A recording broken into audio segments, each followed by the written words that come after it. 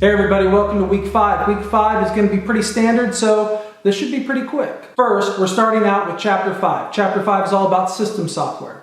So application software is stuff that allows you to do the things that you want and need to do.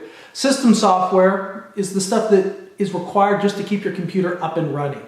It's stuff that's meant for the system itself.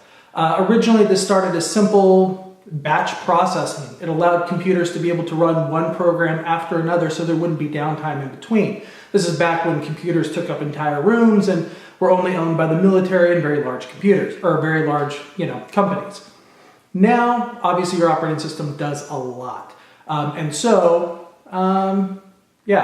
It's a very important part of your system software. Now, we talk about system software, you may not even be aware of most of it. Back in the day, you used to have to install drivers. If you wanted to compress something, you had to download a program called WinZip. If you wanted to do, some basic defragmentation, you had to go, download or purchase another piece of software. System software used to be sort of piecemeal.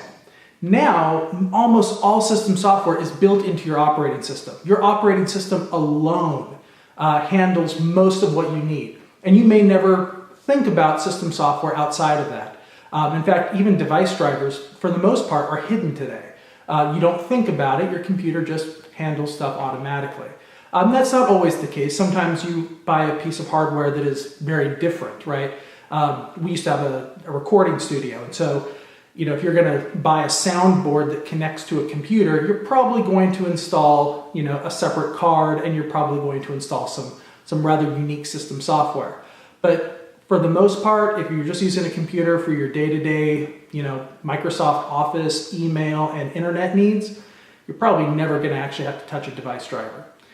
Regardless, system software, that's the purpose of it. And so that's the topic of Chapter 5. As always, there is a quiz on Chapter 5 and a discussion related to it. Your discussion this week is going to be looking at cloud storage. So a lot of what people do with their computers is store stuff, right? Photos, whatever. Now, this can be kind of dangerous, right? When people used to have photo albums, like physical books that had photographs in them of the family, and you were to ask people, hey, if there was a fire in your house, what's the one thing you would grab? They'd say, I want to grab the family photo album. That's the one thing I can't replace. Now, all your photographs are digital, and they're probably stored on things connected to your computer. And so you need to find a way to back that stuff up. You need to find a way to store it in a way that's safe. And so cloud storage may be a good solution. Take a look at the discussion, take a look at the prompt, there's a video, and see how cloud storage could possibly improve your life. Now also, tell me if you're already using cloud storage. It seems to vary semester by semester, but I'm sure over time, cloud storage will not be something new for students. It's at this point where it's like 50-50.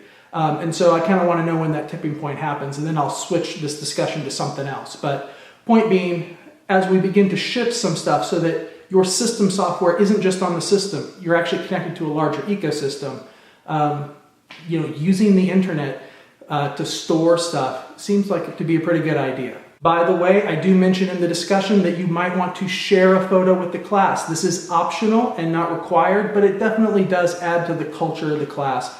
People can see faces and sort of see you doing something that you enjoy. So I encourage you to do it, but you're not required to do it.